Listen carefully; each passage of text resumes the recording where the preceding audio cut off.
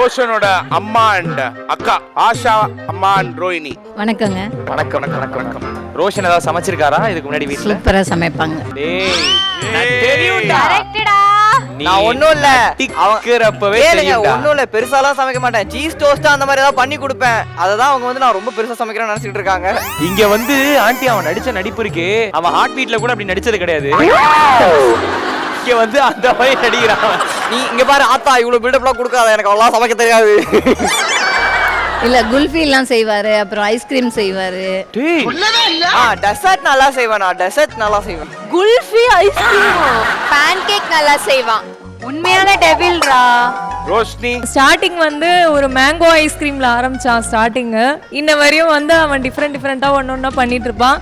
கண்டிப்பா வந்து குல்ஃபி ஐஸ் செய்ய ஆரம்பிச்சான். இப்ப ரீசெண்டா குல்ஃபி ஐஸ் வித்தாவது என்ன காப்பாத்திடுவான். குல்ஃபி ஐஸ் வித்தாவது உங்களை காப்பாது.